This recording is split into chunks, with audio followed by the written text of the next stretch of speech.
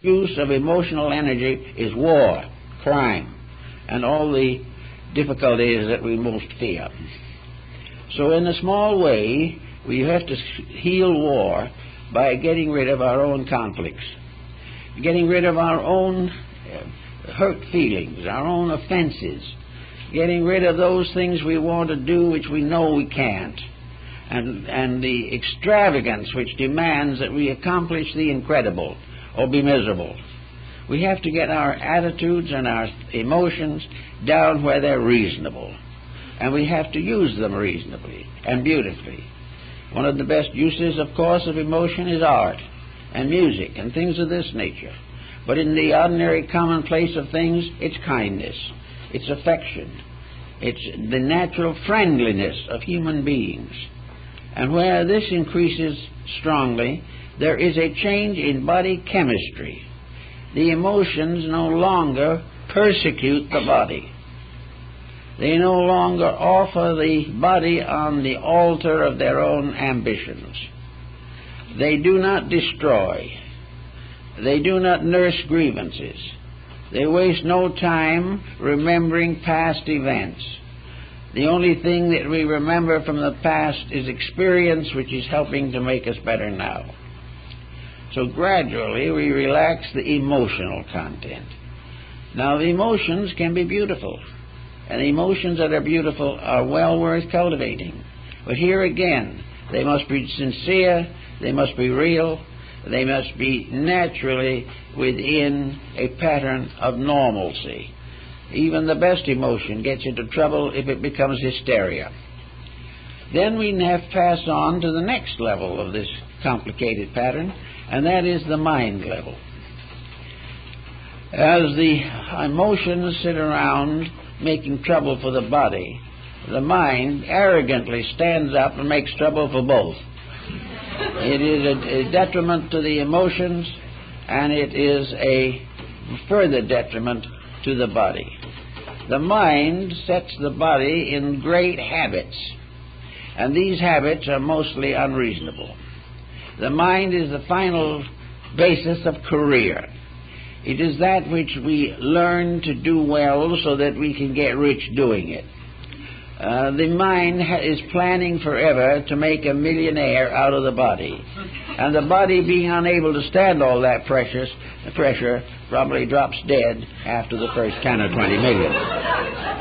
This is the problem of the mind also, argues and debates. It's the mind that's up to neck in politics, regardless of whether any of the candidates are worth voting for. The mind is the basis of telling other people how to live when we don't know how ourselves.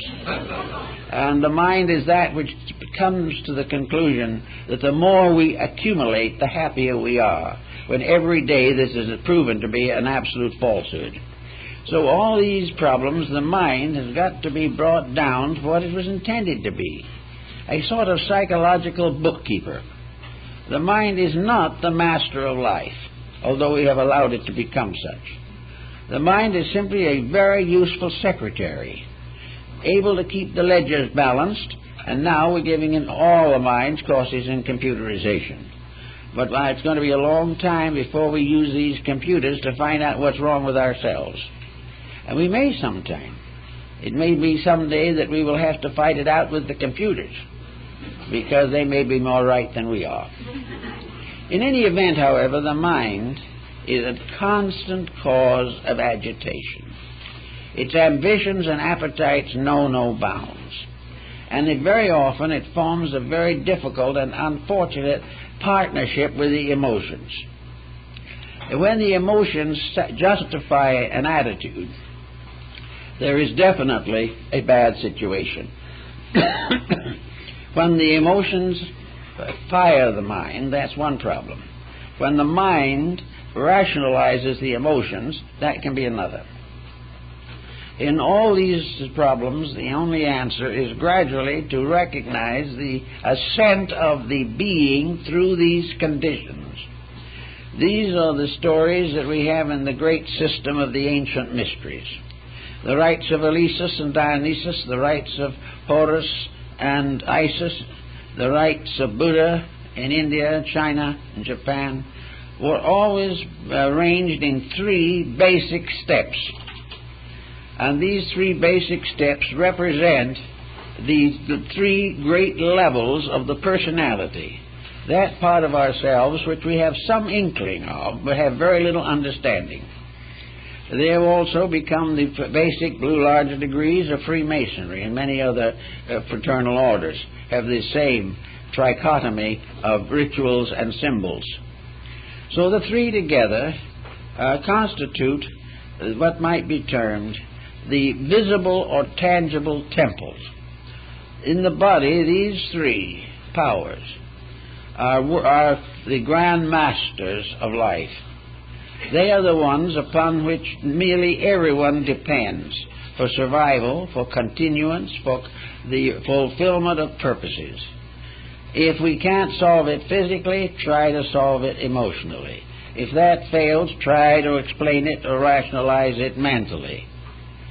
Then if all of these things fail, we're at a kind of a wit's end. Sometimes we simply drop back and they say there is no answer, and return to the more familiar things. And those of a more idealistic nature look upward and see above these 3 steps something else, perhaps God. That's something they still have to transcend more than they have realized was necessary. But for our personality and for the experiments of salt, sulfur, and mercury, we have the 3-fold body and the auric or magnetic field in which it functions. Now, the magnetic field is a very curious thing because it is also a mass of chemical factors.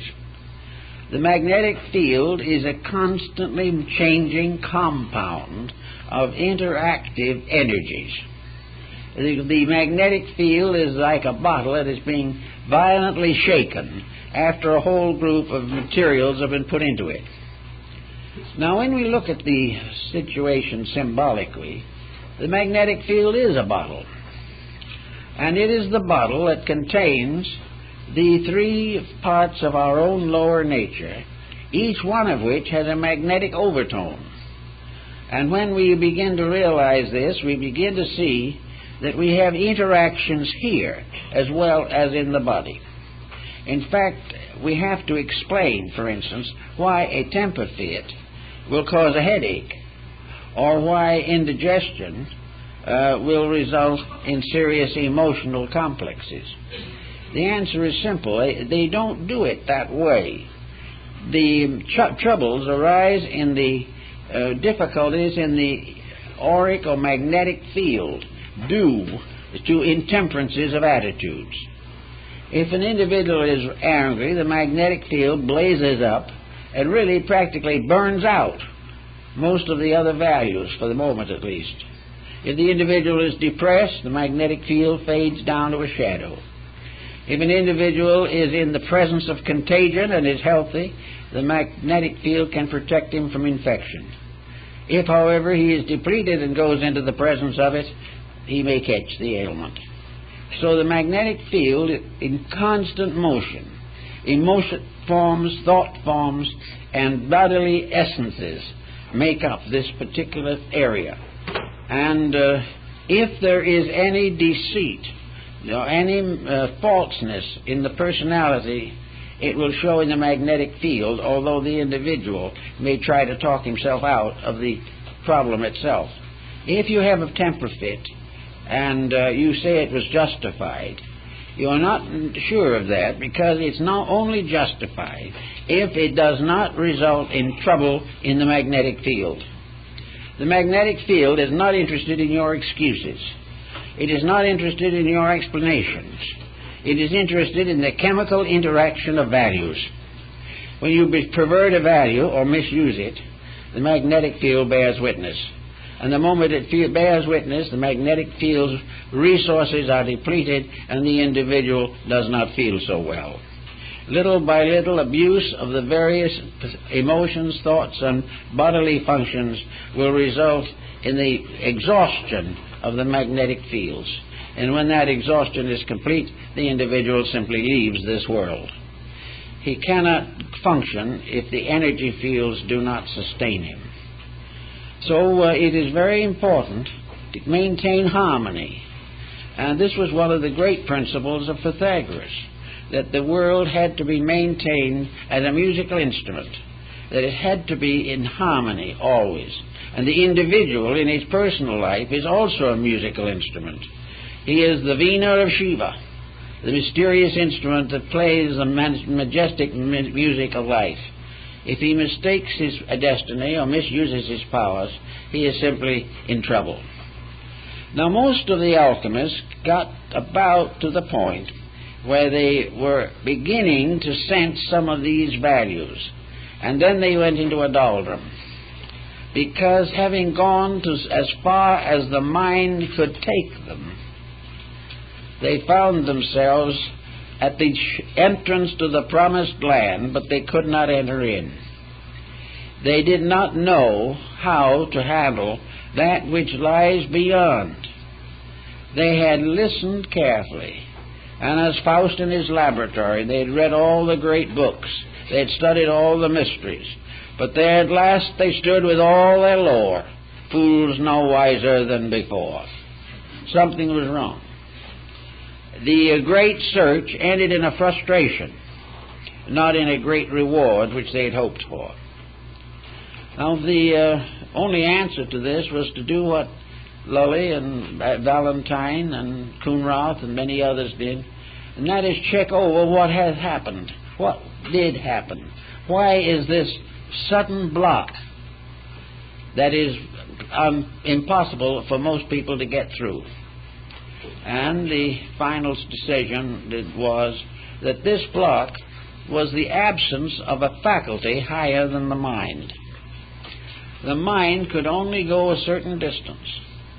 Even though the most beautifully trained mind, it could not fulfill the ultimate. There has to be something higher than the mind, without which the great experiment cannot be performed. Now, in the alchemical parlance, when Elias Artista visited the alchemist, he sometimes gave him a small amount of the transmuting powder.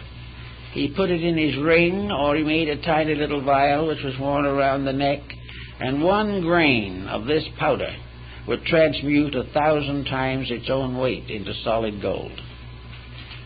Well, there was a lot of talk about that, but the grains were few. But it was known that in some cases they were. It is believed that Roger Bacon offered to finance the Crusades for England as a result of the ability to transmute base metal into gold suitable to be minted. All these legends and fables go on, but the main story of the thing seems to be that Elias Artista, or one like him, appeared at the proper moment to give some type of instruction, something more than the alchemist alone had achieved. The Elias never occurred or never appeared unless the disciple was in every way worthy. He would never help any alchemist out of his own mistakes, but he would help him to progress beyond a sincere effort to a greater degree of accomplishment. And of course, in the alchemical tradition, there were 7 stages of adepts and masters relating to the science. Therefore, it was a long journey at best, but it was also a journey which every step brought with it a greater sense of inner security and sincerity. With the beginning of the 4th step, under the leadership of a guide, or by means of this mysterious tincture, the alchemist received his first evidence that he was going to ultimately succeed. He received the inner message that the labor was not in vain. It was from a hope in the first 3 to a kind of mysterious, mystical certainty in the 4th level that made it possible for him to go on. So this fourth level was found, and of course we find in alchemy the life of Christ is an alchemical formula. We also find, according to the Kabbalists, that the Song of Solomon is also purely a chemical formula in disguise.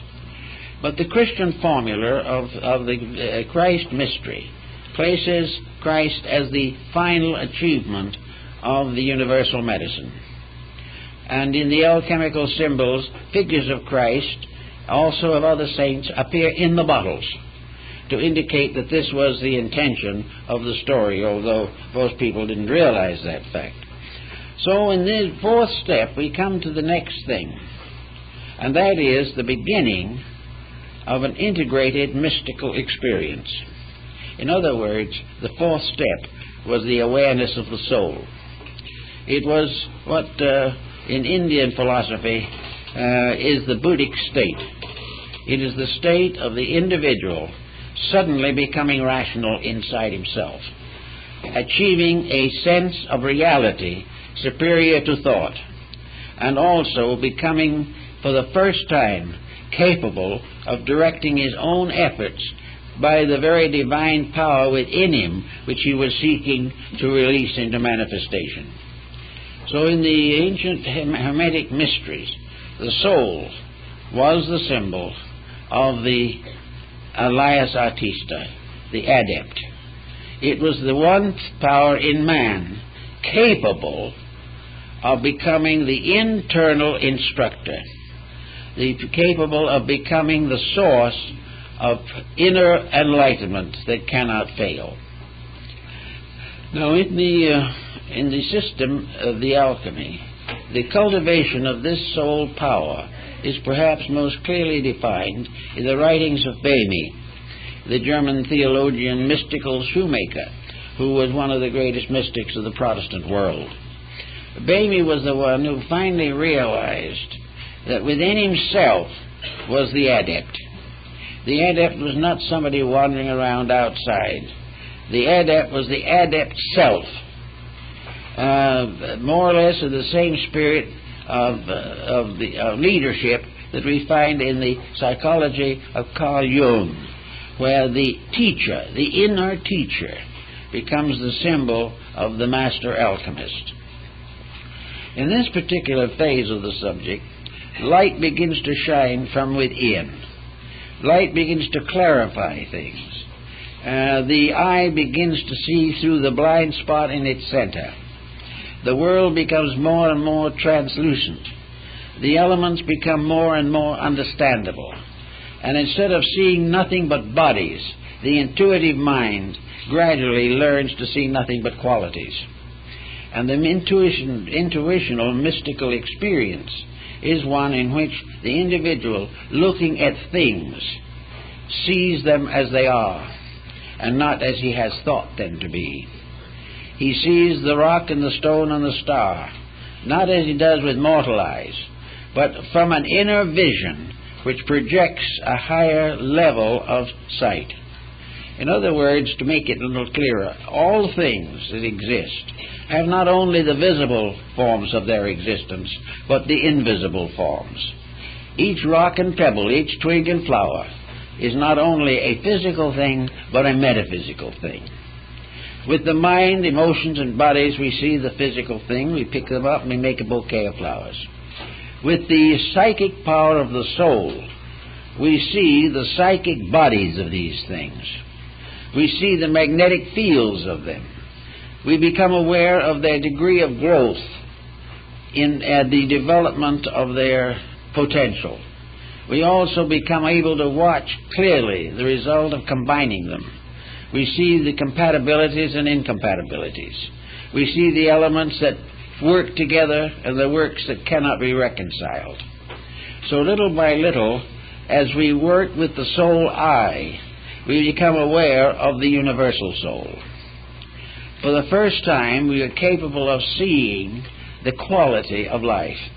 This is well noted in some of the early visions of the Platonic writers and many other mystics who were able to behold the invisible shapes of things, and in seeing their shapes beholds their natures.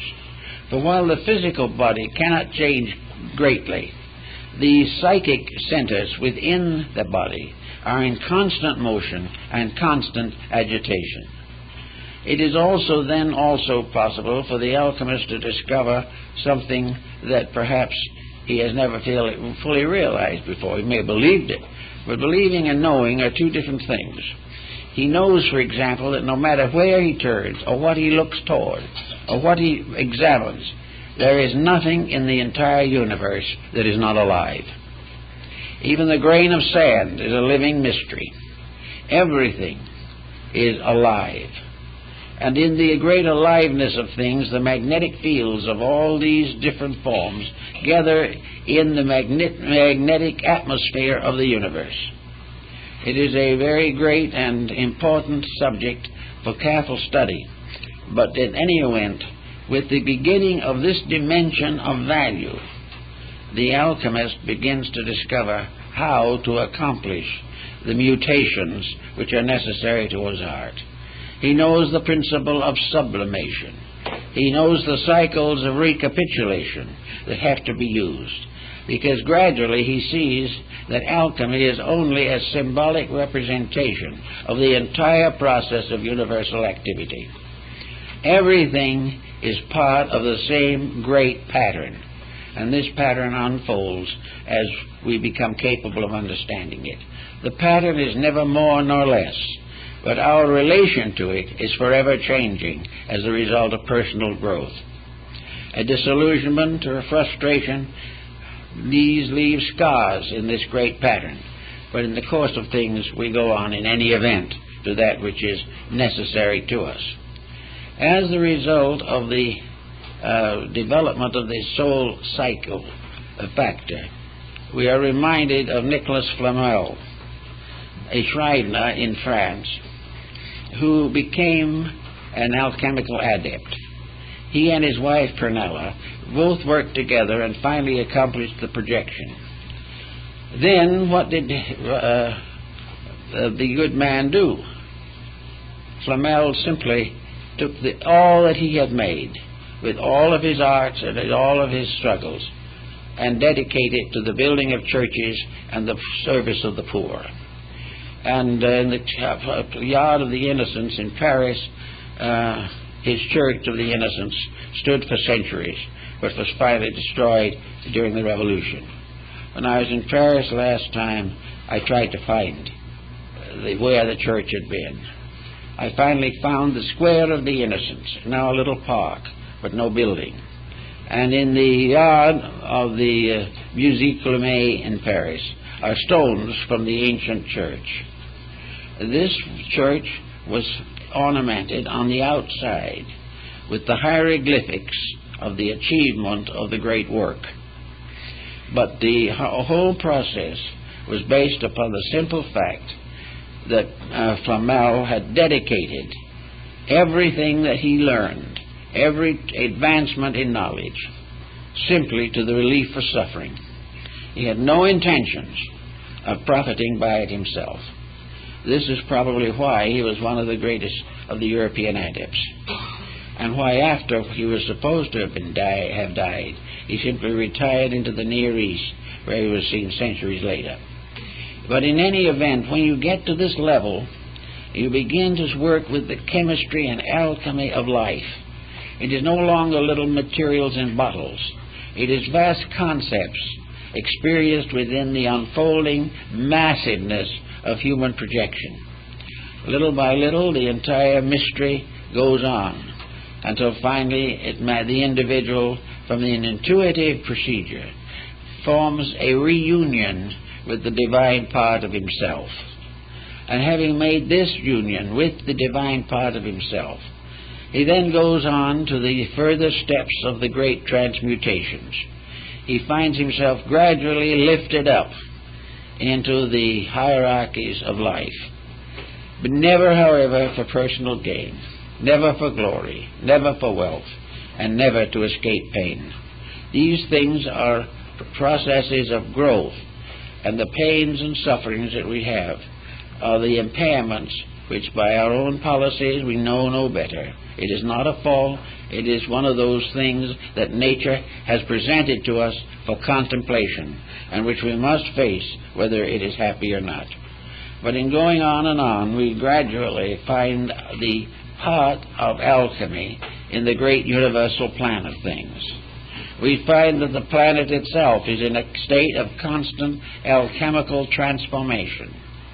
We know that the solar system is moving from one level of evolution to another.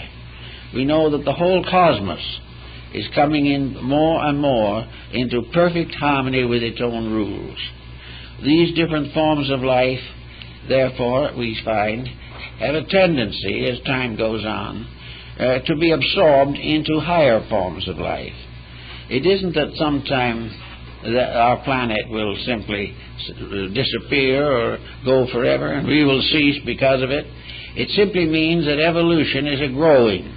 And when we outgrow the experiences that we are facing in the 20th century, we will no longer be subject to the confusion and sorrow of these experiences.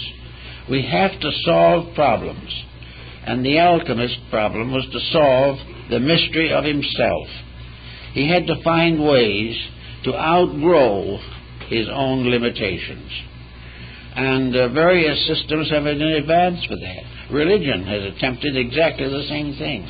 Philosophy has attempted it. Science will someday attempt it, because science will have instruments by means of which many of the great mysteries of antiquity can be solved. But regardless of the motive behind it or the methods used, the whole answer is the gradual transformation, called transmutation, multiplication, and finally projection of the great work. This is a sort of a marvelous wonder world of forces and values which work together in the music of the spheres, as was Pythagoras called it. A universe of infinite integrity, infinite beauty, and infinite wonder. A universe which exists within ourselves as a potential of all of these things. For there is nothing in the universe that is necessary to man that he does not possess. And it is perfectly possible to conceive the ultimate unity of man and the universe, not by him ceasing to be himself, but by outgrowing what he has come to consider himself, which is another pretty little problem that we all have to face. We all think of ourselves as we are. We think of ourselves looking in the mirror and seeing exactly what we are. We look in and we see a face that is fairly reasonable. That's pretty good. If it's too unreasonable, we try to do something about it. We look around us, we see our clothing, we see our friends, we see our associates, and we see ourselves as a kind of creature, just as we are. And with the mental and emotional levels of vision, we see the inside the way we think it is. For the outside, we have to depend on X-ray. But on the other phases of it, we look inside, and we see ourselves as a more or less complicated mass of conflicts and contradictions.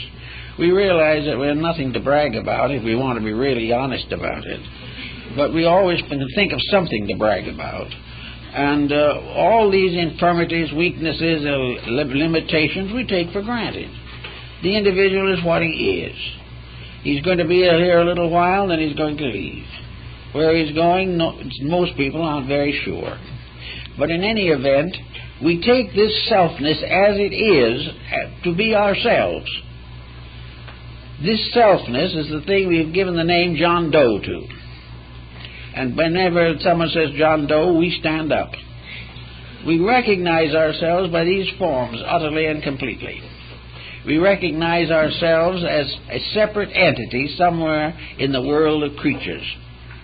And it never occurs to the average person that there is any real reason why he should be anything else except what he appears to be. There's no reason why he should give up all his pleasures for something he doesn't understand. There's no reason to assume that he could ever be any more than he is. Science is very doubtful about that. He thinks he might, in the course of millions of years, become an animated computer, but there's no proof of that. We just don't know, but we assume that as we are is it. So it's from that standpoint we are locked in the lowest level of achievement. But the only other answer seems to be to try to make as it is as comfortable as possible. We don't want to suffer more than we have to. We do not want to do anything that is going to inconvenience us. We want to go along as well as we can until we leave. Well, this, of course, is a lack of aspiration. And there has to be some aspiration or nothing works. Therefore, it becomes very necessary for the individual to sense that there is something more that he can become, or he will stay the way he is. No amount of education can get him out of it, because education can only help the mind, but the mind cannot get at the fact. So out of growth, out of friendship, kindness, experience particularly, we have to gradually release the soul power, the over-self of Emerson. We have to release this inner superiority and give the best of ourselves immediately the rulership over the rest of ourselves. Plato said that in the philosophic empire, the wisest lead, and those not so wise are still wise enough to follow honorably. To the individual, the best part of himself must be the leader of the rest. For the moment he rests leadership upon any contaminated level of his own consciousness, he is in trouble. So he tries to go along the best he knows. But the alchemist was a kind of a being apart, a natural mystic. And there have been many mystics that were not alchemists, but were also on the same general level. There is a part of society, it's a small part, unfortunately, that has discovered within itself the need for growth, the need to become more, that there are certain nagging questions that we need to answer in order to live well now. And we also have to know more about more before we can get along with the little that we do know. Gradually we have to increase in all these values in order to make life in this world suitable to us. We have to try and find the answers to war and corruption. We realize that as we are now, even though we may never be in a war ourselves, we are in a war with and conflict with our neighbors and our families and within the biological structure of our own bodies. Therefore, something has to be done to arbitrate these things. So the way of arbitration is a slow process of discipline, by means of which we ascend through the three personality factors of our lives and come into harmony with the fourth level, which in the ancient astronomy was the level of the sun, the fourth orbit. Then we have to take the body and the psychic, or the soul, and wed them in what the alchemists call the marriage of the sun and moon. All of these things are interesting experiences and philosophical thoughts, but out of them come certain simple things. Alchemy is nothing more or less than a dedicated effort to find out where we came from, why we're here, and where we're going. It is also a science by which all sciences built in selfishness can be rededicated to the common good of humanity. It is a way of applying all that we know to all of the problems that we must solve. Gradually, step by step, we become more knowing, more useful, and more helpful. And we become better citizens here, and whether we realize it or not, we're better citizens of eternity. So the alchemical symbolism is a lovely metaphysics. It is a gracious and beautiful approach to one of the great problems of daily existence. And every individual in his own personal life can be an alchemist. He can be a worker with the divine chemistries of living. He can work with the chemistry of adjustments with society. He can work in disciplining his own nature. He can develop integrities and kindliness and gradually transmute his life from a self-centered effort to succeed into a soul-centered effort to serve the great cause of life. As these changes take place within himself, he will find that he is gradually being transmuted. He is being changed from a mortal creature to a divine being. which was always there, always within him, but which was locked by the limitations of what we might term natal ignorance, the ignorance of a life growing up that has to grow to know, has to develop its own potentials in order to be able to learn, and which, one way or another, by the problems of life, will ultimately be impelled to dedicate itself to the search for that which it needs to know. If we put all these things together and work them out, we will be, I think, good alchemists, good mystics, good Christians, and good followers of the great ethical principles of the world. I'll thank you very much.